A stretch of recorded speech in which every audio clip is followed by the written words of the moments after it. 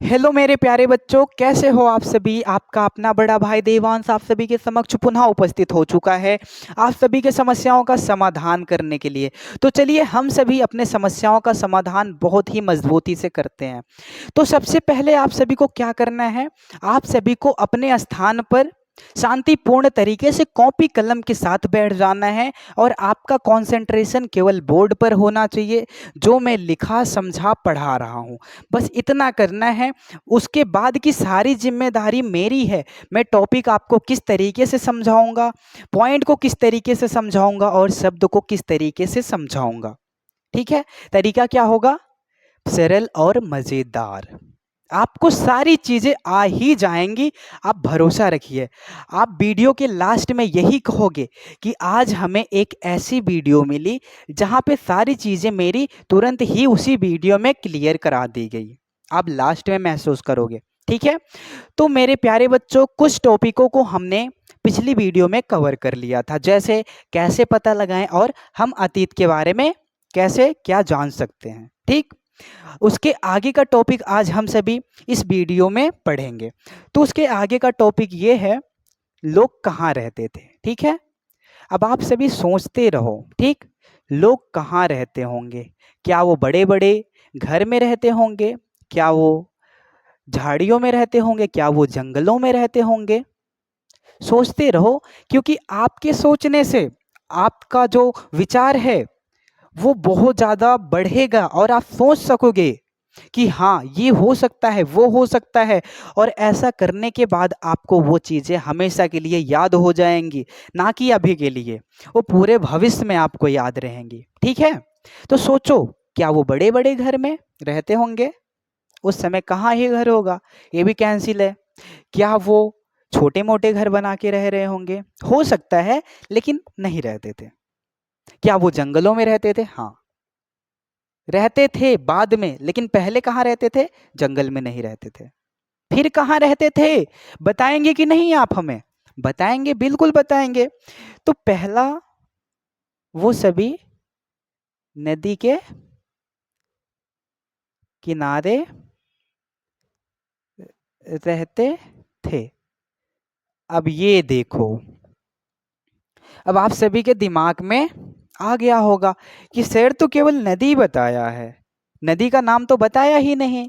तो जाहिर सी बात है, मुझे बताना चाहिए नर्मदा नदी के किनारे। ठीक, किस नदी के किनारे रहते थे लोग, नर्मदा नदी के किनारे। इतना क्लियर हो गया। दूसरा पॉइंट क्या है, ये डेट मैंने क्यों लिख दिया, दिमाग में आ रहा होगा। तो 4700 वर्ष पूर्व क्या हुआ था, वो जान लेते हैं। 4700 वर्ष पूर्व सिंधु नदी के किनारे, नदी के किनारे, ठीक है,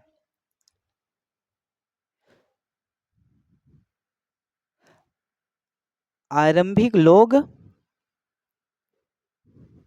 रह रहे थे। वहां उनके नगरों का विकास हुआ, ये मेन इंपॉर्टेंट है, नगरों का विकास हुआ। क्या बात है, ठीक, बिल्कुल, क्या हुआ, नगरों का विकास हुआ। ठीक, आपको ये चीज दिमाग में बैठा लेना है। 4700 वर्ष पूर्व क्या हुआ था, नगरों का विकास हुआ था। कौन से लोगों का विकास हुआ था, आरंभिक लोगों का विकास हुआ था। ठीक, फिर उसके बाद क्या आ जाता है, एक पॉइंट और है मेरे प्यारे बच्चों, 25। ठीक, 2500 ईयर्स ओल्ड, 2500 वर्ष पहले क्या हुआ था। ठीक, बताते हैं, धैर्य रखो, सारी चीजें आपको बताएंगे हम। गंगा नदी के किनारे, ठीक है, गंगा नदी के किनारे और समुद्र तटवर्तीय क्षेत्र के किनारे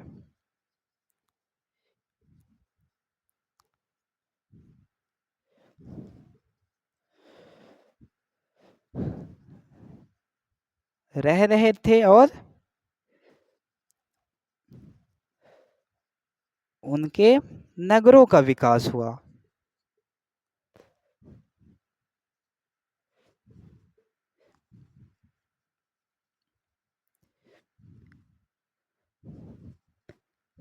ये सब आप नोट्स में लिख सकते हो, कोई दिक्कत नहीं है। मैं जो भी लिखवा रहा हूँ बहुत स्पष्ट लिखवा रहा हूँ, ठीक है। परेशान होने की ज़रूरत ही नहीं है। मैंने बोला था, आप लास्ट टाइम महसूस करोगे कि आज हमने ऐसी वीडियो पे पढ़ाई की है जहाँ पे वीडियो में ही सब कुछ क्लियर करवा दिया गया है। ठीक, आपका टॉपिक क्या है? लोग कहाँ रहते थे? आपने सोचा, नहीं सोच पाए, फिर मुझे ही बताना पड़ा। मैंने क्या बताया पहले पॉइंट में? नदी के किनारे रहते थे। नदी के किनारे, किस नदी के किनारे रहते थे? नर्मदा नदी के किनारे। आपका ये पूरा अच्छे तरीके से क्लियर हो गया होगा, क्योंकि हमें पता है आप सभी को ये ऐसी चीज़ें बहुत जल्दी समझ में आ जाती हैं। फिर दूसरा क्या है? 4700 वर्ष पूर्व सिंधु नदी के किनारे आरंभिक लोग रह रहे थे। वहां क्या हुआ? उनके नगरों का भी विकास हो गया। यहाँ पे केवल रह रहे थे, ठीक, नगर के विकास नहीं हुए थे, लेकिन यहाँ क्या हो गया? उनके नगरों का भी विकास हो गया। ठीक, 2500 वर्ष पूर्व, ठीक, गंगा नदी के किनारे और समुद्र तटवर्तीय क्षेत्र के किनारे लोग रह रहे थे। वहां पर भी क्या हुआ? उनके नगरों के विकास हुए। 2 बार मैंने लिखा, सॉरी, माय मिस्टेक।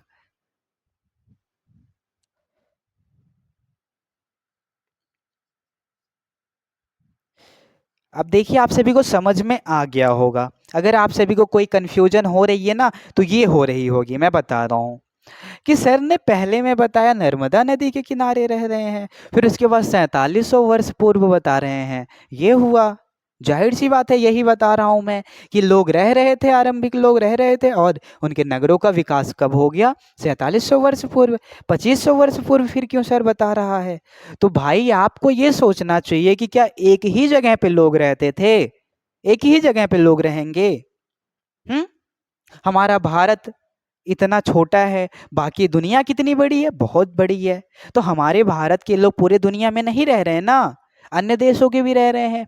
इसी प्रकार से उस समय पे भी एक लोग तो रहा नहीं होगा, एक ही नगर तो रहा नहीं होगा, अनेकों नगर रहा होगा। तो जितनी डेटाएं हमारी एनसीईआरटी में मिली हैं उसी चीज का अध्ययन करते हैं। तो आपको सीधा सीधा यही जानना चाहिए कि नदी के किनारे कौन रहता था? नर्मदा नदी के किनारे आरंभिक लोग रहते थे, उनके साथ कुछ कुशल संग्राहक भी थे जो जंगलों से बहुत ज्यादा परिचित थे। ठीक है, नर्मदा नदी के किनारे कौन रहता था? आरंभिक नगर के लोग रहते थे।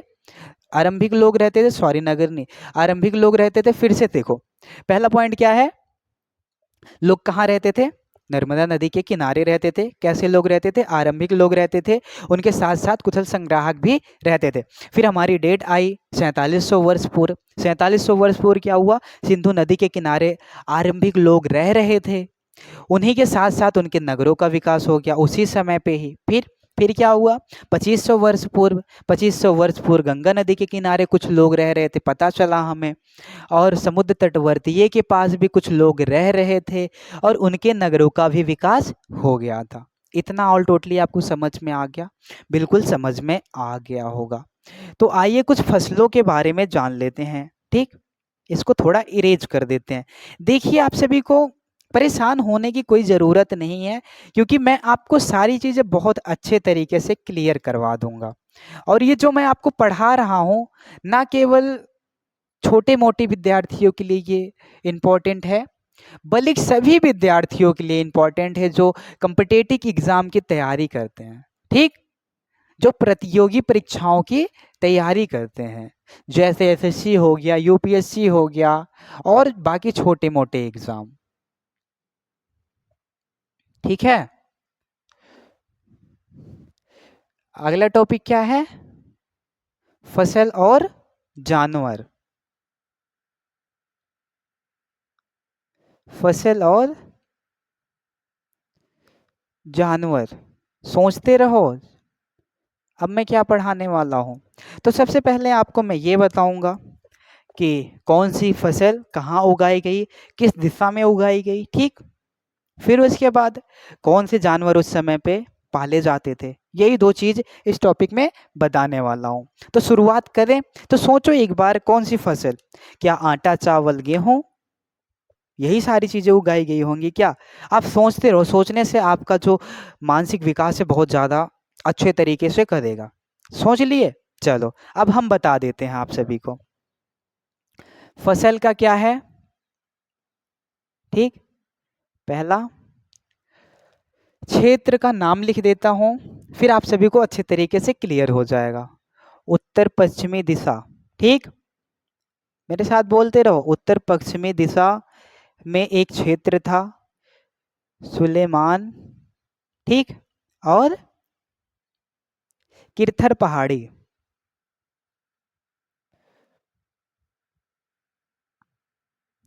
इस क्षेत्र में क्या हुआ था? 8,000 वर्ष पूर्व स्त्री और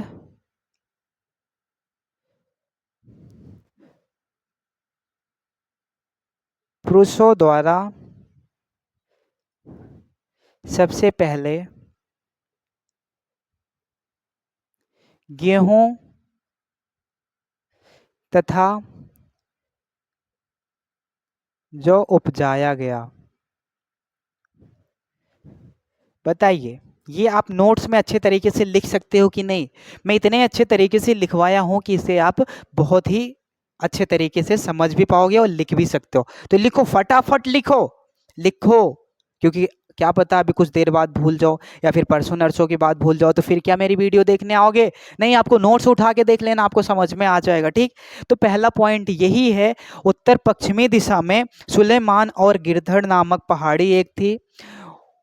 उसी क्षेत्र में 8,000 वर्ष पूर्व स्त्री और पुरुषों द्वारा क्या किया गया? सबसे पहले जौ का गेहूं और जौ को उपजाया गया, उपजाना शुरू किया गया, उगाया गया, ठीक। दूसरा हमारा है, दूसरा दिशा क्या है? उत्तर पश्चिमी, उत्तर पश्चिम में गारो तथा मध्य भारत की बिंद पहाड़ी। कौन सी पहाड़ी? बिंद पहाड़ी।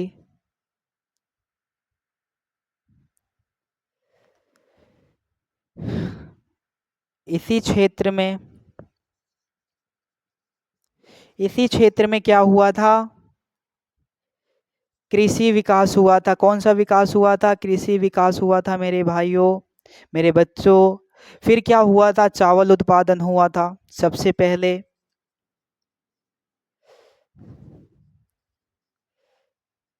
चावल उपजाया गया।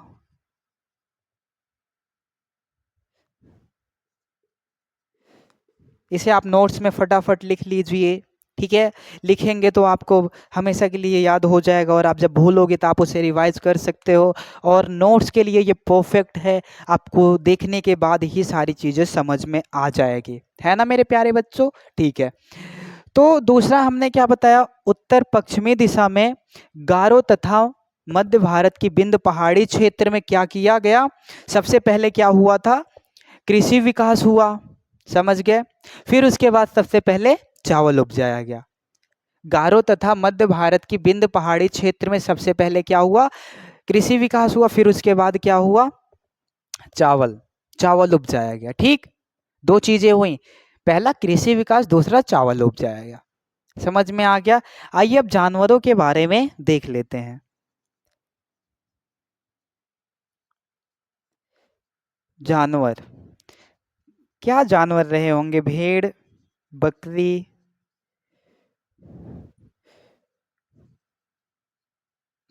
कुत्ता, ऐसे ही कुछ हैं। आप सभी चेकआउट कर लीजिए, एनसीईआरटी में काफी सारे जानवर को इन्होंने पालना शुरू कर दिया,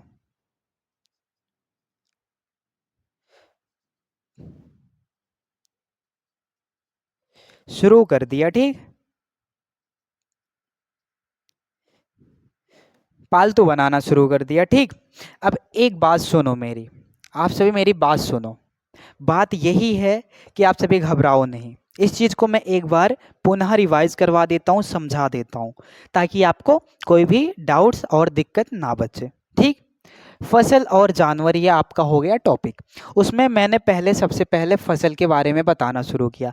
फसल में सबसे पहला मैंने क्या बताया? उत्तर पश्चिमी दिशा। ये उत्तर हो गया, ये पश्चिम हो गया, इसके बीच में एक क्षेत्र आता है जिसको हम सभी सुलेमान और किरथड़ पहाड़ियों के नाम से जानते हैं। वहाँ क्या हुआ था मेरे बच्चों? 8,000 वर्ष पूर्व स्त्री और पुरुषों द्वारा क्या किया गया था? सबसे पहले गेहूं तथा जौ को उपजाया गया था। कितने सरल तरीके से समझ में आ गया। ठीक। दूसरा मैंने बताया उत्तर और पश्चिमी दिशा में भी। ठीक। उत्तर हो गया, पश्चिम हो गया, इसी दिशा में एक क्षेत्र आता है गारो तथा मध्य भारत की विंध्य पहाड़ी। इस क्षेत्र में क्या हुआ था? सबसे पहले कृषि विकास हुआ था, खेती बाड़ी का विकास हुआ था। ठीक। वहां पे जोरों शोरों से खेती चलना शुरू हो गई। फिर सबसे पहले क्या हुआ? चावल उपजाया गया। अगर आपसे कभी भी कोई क्वेश्चन करता है कि कृषि का विकास किस क्षेत्र में हुआ, तो आपको बोलना है उत्तर पश्चिमी दिशा में गारो तथा मध्य भारत की विंध्य पहाड़ी में कृषि का विकास हुआ, और उसी क्षेत्र में सबसे पहले चावल भी उपजाया गया। है कि नहीं? बिल्कुल यही बात है। फिर मैंने जानवर के बारे में बताया, भेड़ बकरी कुत्ता, इनको क्या करना शुरू कर दिए? पालतू बनाना शुरू कर दिए, पालना शुरू कर दिए। समझ गए? अब हमारा अगला टॉपिक ये आता है, लोग यात्राएं क्यों करते थे? इतना तो समझ में आ ही गया होगा बहुत ही अच्छे तरीके से। इसीलिए तो कहता हूं आप सभी को डरने की कोई भी जरूरत है ही नहीं, क्योंकि मैं आपको अच्छे तरीके से पढ़ाऊंगा, तो फिर आप डरोगे क्यों? आपको डर इसलिए लगता है कि हमें समझ में नहीं आएगा, लेकिन जब मेरे जैसे टीचर आपको पढ़ाएंगे, मेरे जैसे शिक्षक पढ़ाएंगे, मेरे जैसे भाई आपको पढ़ाएंगे, तो शायद आप पढ़ाई के लिए बहुत ज़्यादा उत्सुक रहो और पढ़ो भी, और आपको सब कुछ समझ में आएगा भी। ठीक। और आप सभी चार लोग को और प्रेरित करोगे कि पढ़ो, ज्ञान को एकत्रित करो, और पावरफुल बनो, ताकतवर बनो। ठीक। चलो, अगला टॉपिक क्या है मेरे बच्चों? लोग यात्राएं क्यों करते थे? पहले आप सभी सोचो, फिर उसके बाद मैं तो समझाने के लिए हूं ही। सोचो, अभी अपना सोचो। एग्जाम्पल के लिए आप सोचो, आप यात्राएं क्यों करते हो, सोचते हो। पहला तो मेरे को लगता है कि आप सभी घूमने की इच्छा से यात्राएं करते रहते हो, कोई मकसद नहीं है आप लोग का, ऐसे बेफालतू घूमते रहते हो। ठीक। लेकिन उसी बेफालतू में कुछ इच्छाएं होंगी आपकी कि इस चीज़ को देख लिया जाए, इससे हम कुछ सीख लेंगे, उस चीज़ को देख लिया जाए, वहाँ जाया जाए, वहाँ जाया जाए, वहाँ से कुछ खरीद के लेके आएंगे, कपड़े लेके आएंगे, वहाँ से कुछ वस्तुएं लेके आएंगे जो हमारे उपयोग के लिए बहुत ज़्यादा अच्छी होंगी, वहाँ से हम अपने दोस्त से मिल के आएंगे, अपने नानी के घर, यही सारी चीज़ें होती हैं ना। आप यात्रा इसीलिए तो करते हो, बिल्कुल इसीलिए करते हो। तो ये लोग भी कुछ ऐसे ही यात्राएं करते थे। तो उसमें पहला है काम की तलाश।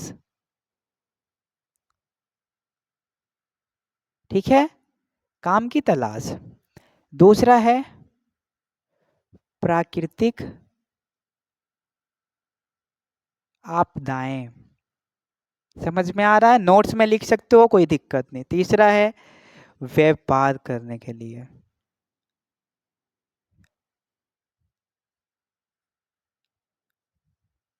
व्यापार के कारण। चौथा है जीत हासिल करने के कारण।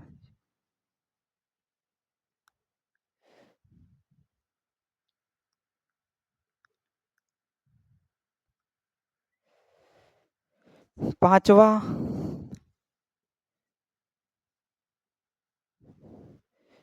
शिक्षा देने के कारण।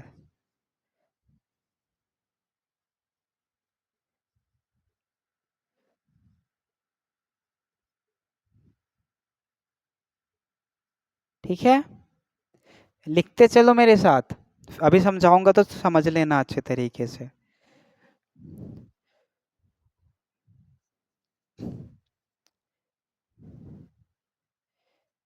चीजों को, चीजों के बारे में जानने के कारण, चीजों के बारे में।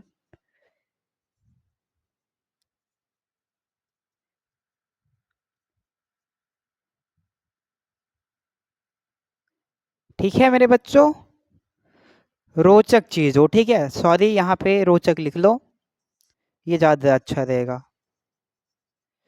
रोचक चीजों के बारे में जानने के कारण। और इससे होता क्या था? इससे यह होता था कि यह सभी एक दूसरे के बारे में जान जानते थे, ठीक। यानी कि विचारों का आदान प्रदान होता था। चलो अब आपको समझाना शुरू करते हैं। आपका टॉपिक क्या है मेरे बच्चों? लोग यात्राएं क्यों करते थे? ठीक है, लोग यात्राएं क्यों करते थे? जैसे कि मैंने आपको बताया कि आप अपने बारे में सोचो सबसे पहले कि आप क्यों जाते हो इधर से उधर, यात्राएं क्यों करते हो। इससे आपको आइडिया हुआ कि हाँ ये चीज़ें इंपॉर्टेंट होती हैं, इसीलिए हम जाते हैं। तो वैसे ही इनका भी कुछ कारण रहा होगा इधर से उधर यात्राएं करने का। तो उन कारण में से हमने बहुत सारे कारण लिखवा दिए हैं, आइए एक एक करके समझ लेते हैं। पहला कारण क्या था उनको यात्राएं करने का? काम की तलाश। वो लोग काम की तलाश में जाते थे कि कुछ न कुछ काम मिल जाए जिससे हम सभी अपनी ज़रूरतों को पूरा कर सकें। मान लो वहाँ पे आम का बगीचा है, सेब का बगीचा है, वहाँ पे काम करते हैं और काम करके ही तो लेके आएंगे उस चीज़ को, लेके आते हैं, पेट भरते हैं। तो ऐसे भी कारण थे, काम की तलाश में जाते थे। फिर दूसरा क्या था? प्राकृतिक आपदाएं। प्राकृतिक आपदाएं का मतलब है मेरे बच्चों कि कभी सुनामी आ जाए, कभी भूकंप आ जाए, कभी धरती उलट पुलट हो जाए, कभी बाढ़ आ जाए, ये सारी चीजें आ जाती थी तो ये लोग इधर से उधर जाते थे, यात्राएं करते थे, ठीक। तीसरा क्या है? व्यापार के कारण। इनके पास बहुत ज्यादा मूल्यवान वस्तुएं होती थी, पत्थर हो गया, हीरा मोती, गोल्ड सिल्वर आयरन, जो भी होता था, ये लोग जाते थे दूर दूर, यात्राएं करते थे और बेचते रहते थे, ठीक। तीसरा भी क्लियर हो गया। चौथा क्या है? जीत हासिल करने के कारण। अब कुछ लोग जीत हासिल करना चाहते हैं, जैसे सेना लोग हो गया, बहुत बहादुर लोग होते हैं ना, वो चाहते हैं कि मैं यहाँ नहीं, उनसे लड़ाई करूं और अपनी जीत हासिल करूं और मैं वहां पे भी रहूं, अपना क्षेत्र बड़ा कर लूं, इस वजह से भी। पांचवा है शिक्षा देने और बांटने के कारण। अब कुछ गुरु होते हैं, वो इस गांव से उस गांव शिक्षा देते हैं ताकि वो जागरूक हो सकें, शिक्षित हो सकें और उनका दृष्टिकोण बहुत ज़्यादा विस्तृत हो सके। कुछ कस्बों में जाते थे, कुछ शहरों में जाते थे, ऐसे ऐसे कई क्षेत्रों में जाते थे, ये भी कारण था उनका। फिर क्या है? छठवा, रोचक चीज़ों के बारे में जानने की इच्छा के कारण। वो लोग की इच्छा होती थी कि मैं रोचक चीज़ों के बारे में जानूं। जैसे आज मैंने यहाँ पे कुछ ऐसा देख लिया चमकता हुआ, यहाँ पे कुछ देख लिया जिससे आग निकलती है, यहाँ पे कुछ ऐसा देख लिया कि लोग उड़ता है, नीचे गिरता है, यहाँ पे कोई जादू कर रहा है, ये सी सारी चीज़ों को जानने के बारे में भी लोग इधर से उधर यात्राएं करते रहते थे, ठीक। अब ये चीज़ करने का तात्पर्य क्या है? इस चीज़ से उनको मिलता क्या था? इस चीज़ से उन्हें यह मिलता था कि वो एक दूसरे के बारे में अच्छे तरीके से जान सकते थे, विचारों का आदान प्रदान होता था, इससे हमें काफ़ी हेल्प होता था, मदद मिलती थी। मान लो उनको बुनाई करना आता है, उनको साइकिल चलाना आता है, उनको नाव चलाना आता है, तो उनके पास जाएंगे, उनसे सीखेंगे, तो क्या होगा? हम सभी थोड़ा आगे जाएंगे, ठीक। ऐसा होता था यात्राएं करने से, ठीक है। अब हमारा ये भी टॉपिक कंप्लीट हो गया। अब हमारा लास्ट टॉपिक आता है मेरे बच्चों, देश के नाम। तो आप सभी सोचो हम अपने भारत को किन किन देशों के नाम से किन की अपने Bharat, no no sorry sorry sorry sorry sorry मेरे बच्चों, आप सभी ये बताओ आप अपने देश को किन किन नामों से जानते हो, ठीक। सॉरी दोस्तों सॉरी मेरे बच्चों, वो ऐसी फ्लो फ्लो में बोलता चला गया, ध्यान नहीं दिया। चलो किन किन नामों से जानते हो बताओ, बताइए। आपका टॉपिक क्या है ये बता दो। देश के नाम, ठीक। ये आपका हो गया टॉपिक। अब आप सोचो अभी हम जिस भी देश में रह रहे हैं उनको किन किन नामों से जानते हो? मेरे ख्याल से पहला इंडिया है, ठीक। पहला क्या है? इंडिया। दूसरा क्या है? भारत। मैं सही कह रहा हूं? बिल्कुल सही कह रहा हूं। अब ये दो नाम किस कारण से पड़ा, ठीक, ये चीज हम जानने वाले हैं। जरा आप सभी सोचो, सोचते रहो कि किस कारण से पड़ा होगा। किसी जानवर के नाम से पड़ा? नहीं। किसी नदी के नाम से पड़ा? नहीं। किसी वो व्यक्ति के नाम से पड़ा? नहीं। ऐसा सोचते रहो। किसी इमारत के नाम से पड़ा? नहीं। ऐसे ही सोचते रहो। चलो अब मैं बताता हूँ, सोच लिए? चलो। इंडस। अरे बच्चों, इंडस शब्द का संस्कृत अर्थ है सिंधु। ठीक, क्या है? सिंधु। संस्कृत अर्थ क्या है? सिंधु। ठीक। अब आइए थोड़ा इसे विस्तार से समझ लेते हैं। 2500 वर्ष पूर्व उत्तर पश्चिम से, ठीक, से आने वाली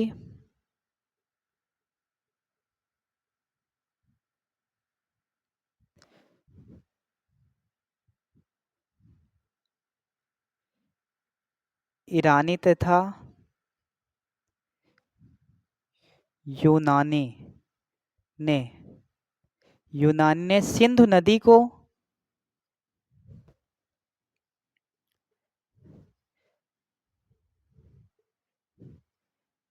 हिदोस तथा इंदोस कहा। ठीक। उसी क्षेत्र में उसी क्षेत्र में पूर्व में स्थित भूमि को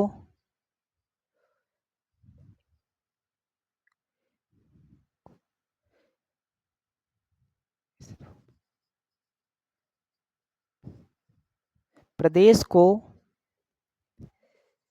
इंडिया कहा। ठीक है, ये हमारे एनसीईआरटी का डेटा है। ठीक। इस चीज को मैं बहुत अच्छे तरीके से आपको समझाने वाला हूं। इसमें काफी बच्चे डाउट में रहते हैं, तो वही डाउट आज बहुत अच्छे तरीके से मैं क्लियर करूंगा। ठीक।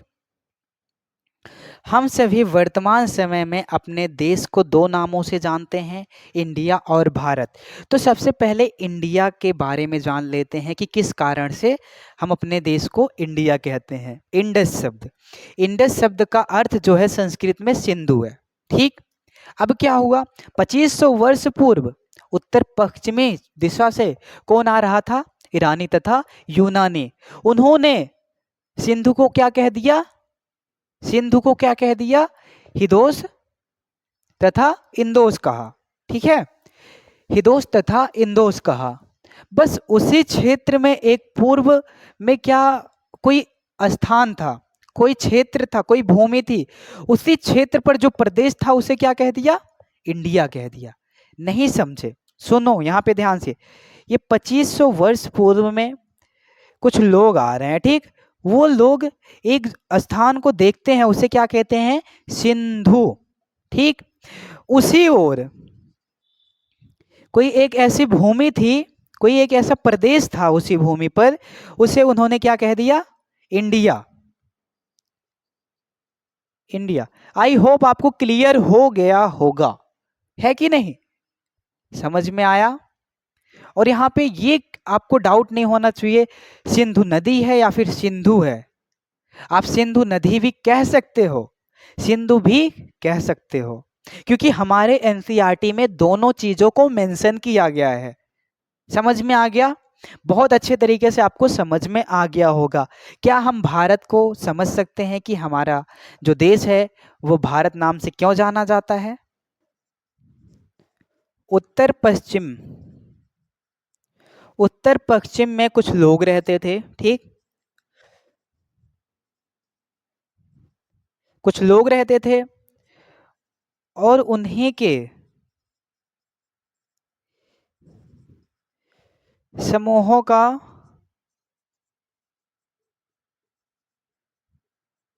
नाम भरत होता था। ठीक है, भरत होता था। तो इसी समूहों के आधार पर, इसी समूहों के आधार पर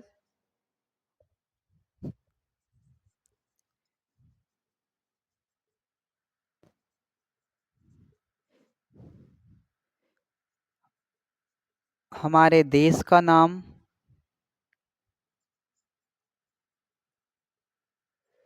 भारत पड़ा। है ना कितनी आश्चर्य की बात। और हाँ, और भरत नाम का उल्लेख,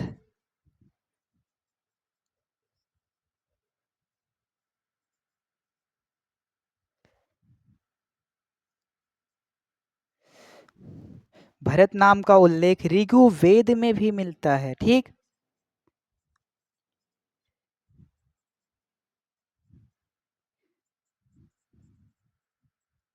है ना कितनी कमाल की बात। बिल्कुल है कमाल की बात। अब आइए हम आपको इसको अच्छे तरीके से समझा देते हैं। ओके, भारत हम अपने देश को क्यों कहते हैं, इसके पीछे का कारण क्या है। इसके पीछे का कारण यही है इतना बड़ा, इसको मैं अच्छे तरीके से समझा दूं, कारण आपका खत्म हो जाएगा। उत्तर पश्चिमी दिशा में कुछ लोग रहते थे, उनमें कुछ समूह बने थे।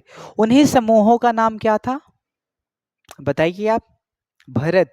ठीक, उसी समूहों के नाम के आधार पर हमारे देश का नाम क्या पड़ा, भारत। और इसी नाम का उल्लेख, भरत नाम का उल्लेख हमें ऋग्वेद में भी मिलता है। मेरे प्यारे बच्चों, मैं आपको एक बार अपने तरफ से फिर से बताना चाहता हूं देश के नाम को। एक बार जब मैं अपने तरफ से अच्छे तरीके से बता दूंगा, संतुष्ट हो जाऊंगा, तो आपको समझ में आ जाएगा। थोड़े बहुत आपके डाउट्स होंगे जो अभी मेरे इस बार समझाने की वजह से सही हो जाएंगे और समझ में आ जाएंगे। ठीक है, देश का नाम, हम सभी वर्तमान समय में अपने देश को दो नामों से जानते हैं, इंडिया तथा भारत। तो इंडिया, हमारे भारत का नाम इंडिया क्यों पड़ा, क्या कारण है।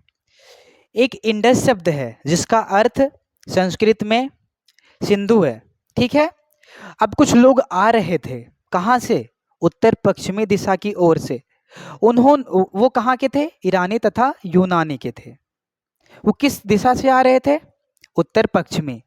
उत्तर पश्चिमी दिशा की ओर से आने वाले यूनानी तथा ईरानी ने सिंध को क्या कह दिया, सिंध को क्या कहा, हिदोस तथा इंदोस। और उसी क्षेत्र में एक ऐसा प्रदेश था पूर्व में जिसको इन्होंने इंडिया कह दिया। बिल्कुल, इंडिया इंडस शब्द से निकला हुआ इंडिया है, और इंडस का अर्थ क्या है संस्कृत में, सिंधु। ठीक, 2500 वर्ष पूर्व ईरानी तथा यूनानी कहां से आ रहे थे, उत्तर पश्चिमी दिशा से। वो लोग सिंधु को क्या कह दिए, हिदोस तथा इंदोस कह दिए। फिर उसी क्षेत्र में एक पूर्व स्थान था, पूर्व प्रदेश था, पूर्व पूर्व दिशा की ओर एक,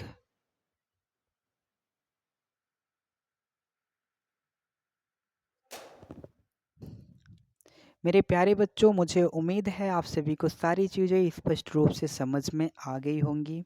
अब आप सभी को एक काम और करना है। काम यही है कि आप सभी को 1 या 2 हफ्ते में एक बार नोट्स को देख लेना है, रिवाइज कर लेना है। अगर आप ऐसा नहीं करोगे तो क्या होगा, आप भूल जाओगे, मेरा पढ़ाने का मतलब ही नहीं बनेगा। तो आप नोट्स को अच्छे तरीके से रखिए, 1-2 हफ्ते के अंदर एक बार ज़रूर देख लीजिए। ठीक, ये इससे क्या होगा, आपको हमेशा चीज़ें वैसी ही याद रहेंगी जैसा मैंने आज आपको पढ़ाया है। और यह जो जानकारी है, यह ना केवल आप सभी के लिए ही इम्पोर्टेंट है, बल्कि हर उस छात्र के लिए, हर उस एस्पिरेंट के लिए उपयोगी है जो कॉम्पिटिटिव एग्ज़ाम की तैयारी कर रहा, प्रतियोगी परीक्षाओं की। समझ गए। तो इस चीज़ को बहुत अच्छे तरीके से समझिएगा, नोट्स में लिखिएगा और रिवाइज करते रहिएगा हफ्ते 2 हफ्ते में। ठीक है, अब मैं चलता हूँ, मिलते हैं नेक्स्ट वीडियो में। इसके आगे के 3 टॉपिक और बचे हैं, फिर उसके बाद आपका चैप्टर हो जाएगा समाप्त। फिर हम सभी अगले चैप्टर की ओर बढ़ेंगे और इसी तरीके से सरल और मज़ेदार तरीके से हम लोग अपने अध्ययन को पूर्ण करेंगे। और मैं वादा करता हूँ आप सभी मेरे साथ कदम बढ़ाओ। एक कदम आप बढ़ाओगे तो 1000 मैं बढ़ाऊँगा। बस आप मेरे साथ चलने के लिए तैयार हो जाओ। और आप सभी अपने उन दोस्तों के साथ इस वीडियो को भेजिए जिन्हें ये चीज़ समझ नहीं आती है, जिन्हें इस चीज़ की बहुत ज़्यादा ज़रूरत हो। बल्कि अपने दोस्तों तक ही नहीं, अपने भाइयों और बहनों के पास भी भेजिए। बल्कि उन छात्रों के पास भेजिए, उन व्यक्तियों के पास भेजिए जिन्हें इस चीज़ की ज़रूरत हो। ठीक है? क्योंकि वो किसी न किसी चीज़ की तैयारी तो कर ही रहे होंगे। ये चीज़ सभी के लिए इम्पोर्टेंट है। समझ गए मेरे प्यारे बच्चों? हाँ, बिल्कुल आप सभी को सारी चीज़ें बहुत अच्छे तरीके से समझ में आ गई होंगी। तो अब मैं चलता हूँ। आप सभी अपने जीवन में आगे बढ़ते रहिए, दूसरों को बढ़ाते भी रहिए, पढ़ते रहिए और दूसरों को पढ़ाते भी रहिए। और रोज़ अपने सपने के लिए बहुत मेहनत कीजिए ताकि एक दिन वह सपना आपका हो सके। आप उसे हासिल कर लीजिए। ठीक है मेरे प्यारे बच्चों? चलते हैं, खुश रहिए, ध्यान रखिए, पढ़ते रहिए। बढ़ते रहिए, बढ़ाते रहिए। मम्मी-पापा का भी साथ में ध्यान रखते रहिए। ठीक है? नमस्कार, धन्यवाद। चलते हैं हम। अगली वीडियो में हमारी मुलाकात फिर से होगी मेरे प्यारे बच्चों। तब तक के लिए अलविदा।